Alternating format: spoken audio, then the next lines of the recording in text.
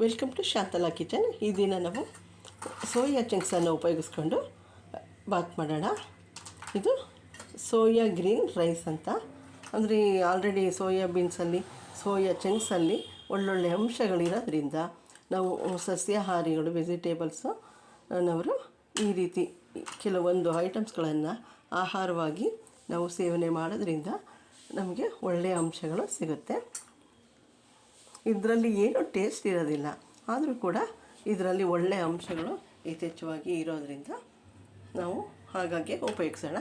ಮೊದಲಿಗೆ ನಾವು ಸೋಯಾ ಚಂಕ್ಸ್ಗೆ ಸ್ವಲ್ಪ ಬಿಸಿನೀರನ್ನು ಹಾಕಿ ಅದನ್ನು ಒಂದು 5 ನಿಮಿಷ ನೆನೆಸೋಣ. ಅದು ಬಿಸಿನೀರಲ್ಲೇ ಸ್ವಲ್ಪ ನೆನೆಯಬೇಕು. ಈಗ ಮೊದಲಿಗೆ ನಾವು ಒಂದು ಮಸಾಲೆನ ರೆಡಿ ಮಾಡ್ಕೊಳ್ಳೋಣ. ಅದಕ್ಕೆ ಸ್ವಲ್ಪ ಕೊತ್ತಂಬರಿ ಸೊಪ್ಪು, ಸ್ವಲ್ಪ ಪುದೀನ ಸೊಪ್ಪು, ಮತ್ತು ಸ್ವಲ್ಪ ಒಂದು 7-8 ಪೀಸು ಬೆಳ್ಳುಳ್ಳಿ ಪೀಸು, ಮತ್ತು ಖಾರಕ್ಕೆ ತಕ್ಕಂತೆ ಹಸಿಮೆಣಸಿನ್ಕಾಯಿ. ನಾನಿಲ್ಲಿ 5-6 ಪೀಸ್ ತೊಗೊಂಡಿದ್ದೀನಿ. ಸ್ವಲ್ಪ ಹಸಿ ಶುಂಠಿನ ಸೇರಿಸೋಣ.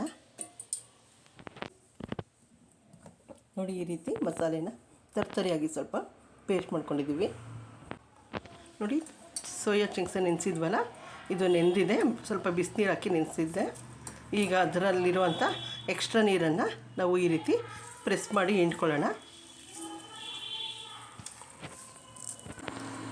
ನೋಡಿ, ಇದರಲ್ಲಿರುವಂಥ ಎಕ್ಸ್ಟ್ರಾ ನೀರನ್ನು ತೆಗೆದಿದ್ದೀನಿ.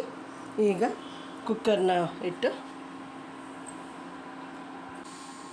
ಈಗ ಅದಕ್ಕೆ ಒಂದು 5-6 ಸ್ಪೂನು ಎಣ್ಣೆನ ಸೇರಿಸೋಣ. ಬೇಕು ಅಂದರೆ ಸ್ವಲ್ಪ ಎಣ್ಣೆ, ಸ್ವಲ್ಪ ತುಪ್ಪನೂ ಕೂಡ ಆ್ಯಡ್ ಮಾಡ್ಬೋದು. ಈಗ ಎಣ್ಣೆ ಸ್ವಲ್ಪ ಬಿಸಿಯಾಗಲಿ. ಎಣ್ಣೆ ಬಿಸಿಯಾಗಿದೆ, ಅದಕ್ಕೆ ನಾನು ಈರುಳ್ಳಿ ಕಟ್ ಮಾಡ್ಕೊಂಡಿರೋದು ಹಾಕ್ತಾಯಿದ್ದೀನಿ. ಈರುಳ್ಳಿ ಒಂದು 2 ಸೆಕೆಂಡು ಫ್ರೈ ಆಗಲಿ.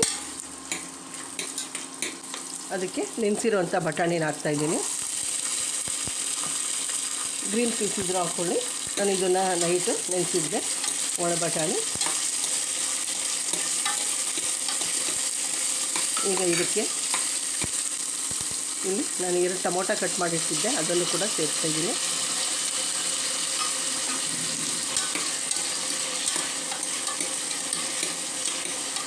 ಒಂದು ನಿಮಿಷ ಸ್ವಲ್ಪ ಎಣ್ಣೆಯಲ್ಲಿ ಫ್ರೈ ಮಾಡೋಣ. ಅದರಲ್ಲಿರುವಂಥ ಹಸಿ ಸ್ಮೆಲ್ಲು ಸ್ವಲ್ಪ ಹೋಗಲಿ.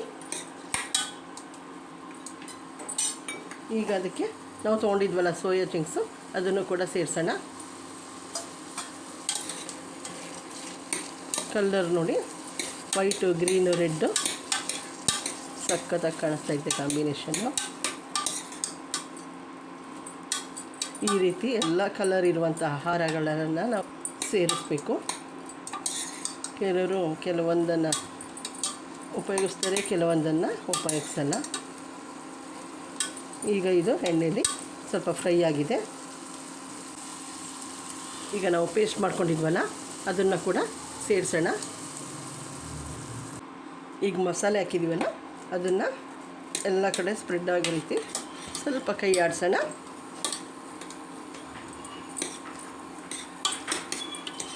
ನಾವು ಯಾವುದನ್ನು ಫ್ರೈ ಮಾಡಿಲ್ಲ, ಹಾಗೆ ಹಸಿನೇ ಹಾಕಿ ಪೇಸ್ಟ್ ಮಾಡಿದ್ದೀವಿ. ಈಗ ಅದರ ಹಸಿ ಸ್ಮೆಲ್ಲೆಲ್ಲ ಒಂದು 2 ನಿಮಿಷ ಈ ರೀತಿ ಬಾಡಿಸಿದ್ರೆ ಸಾಕು, ಎಲ್ಲ ಹೋಗುತ್ತೆ.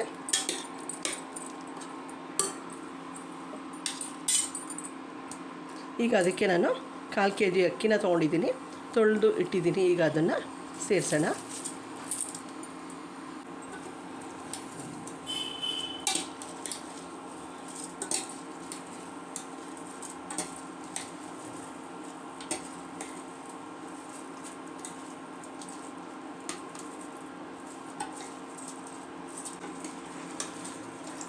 ನೋಡಿ, ಅಕ್ಕಿ ಹಾಕಿದ್ವಲ್ಲ, ಎಲ್ಲ ಕೂಡ ಈಗ ಮಿಕ್ಸ್ ಮಾಡಿದ್ದೀವಿ. ನಾನು ಮಸಾಲೆದು ಸ್ವಲ್ಪ ಮಿಕ್ಸಿ ಜಾರ್ಗೆ ನೀರು ಹಾಕಿದ್ದೀನಿ. ಈಗ ಅದಕ್ಕೆ ನಾವು ಎಷ್ಟು ರೈಸ್ ಹಾಕಿದ್ವೋ ಅದರ 2ರಷ್ಟು ನೀರು ಹಾಕ್ತಾಯಿದ್ದೀನಿ. ಮೊದಲು ಮಸಾಲೆಗೆ ಒಂದು ಅರ್ಧ ಹಾಕಿದ್ದೆ. ನೀವು ಅಕ್ಕಿ ಯಾವ್ದು ಬಳಸ್ತೀರಾ ನೋಡಿ ಹಾಕ್ಕೊಳ್ಳಿ. ಈಗ ಇದು ಸ್ವಲ್ಪ ನೀರು ಕುದೀಲಿ. ನೋಡಿ, ಕುದೀತಾ ಇದೆ. ಈಗ ಅದಕ್ಕೆ ರುಚಿಗೆ ತಕ್ಕಷ್ಟು ಉಪ್ಪನ್ನ ಸೇರಿಸೋಣ.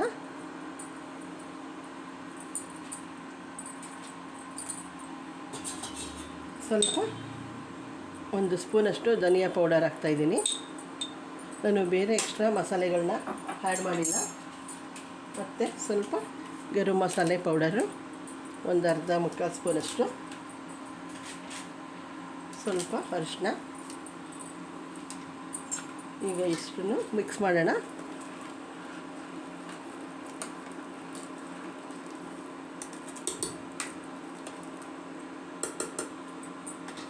ಈಗ ಅದಕ್ಕೆ ಮೇಲ್ಗಡೆ ಸ್ವಲ್ಪ ಪುದೀನ ಸೊಪ್ಪು, ಕೊತ್ತಂಬರಿ ಸೊಪ್ಪನ್ನ ಸೇರಿಸೋಣ.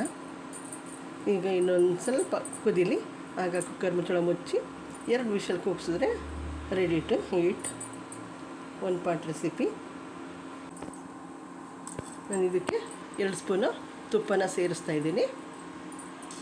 ಟೇಸ್ಟು ಎನ್ಹಾನ್ಸ್ ಆಗುತ್ತೆ ಅಂತ. ನೋಡಿ, ಎಲ್ಲ ಕುದೀತಾ ಇದೆ. ಈ ಸಮಯದಲ್ಲೇ ನೀವು ಉಪ್ಪನ್ನ ಟೇಸ್ಟ್ ಮಾಡಿ ನೋಡ್ಕೊಳ್ಳಿ. ಕಡಿಮೆ ಇದ್ರೆ ಹಾಕ್ಕೊಳ್ಬೋದು. ಕುಕ್ಕರ್ ಮುಚ್ಚಳನ ಮುಚ್ಚೋಣ. ಈಗ ಕುಕ್ಕರ್ ಮುಚ್ಚಳ ಮುಚ್ಚಿದ್ದೀವಿ. 2 ವಿಷಲ್ಲಾಗಲಿ. ಕುಕ್ಕರ್ಲು 2 ವಿಷಲ್ಲಾಗಿ ಆರಿದೆ. ಈಗ ಅದನ್ನು ಓಪನ್ ಮಾಡೋಣ. ನೋಡಿ, ಈ ರೀತಿ ಆಗಿದೆ. ಈಗ ಅದನ್ನು ಒಮ್ಮೆ ಈ ರೀತಿ ಮಿಕ್ಸ್ ಮಾಡೋಣ.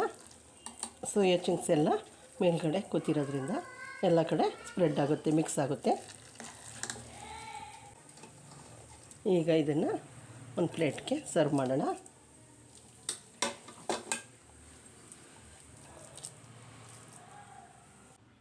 ಗ್ರೀನ್ ಸೋಯಾ ರೈಸು ರೆಡಿಯಾಗಿದೆ.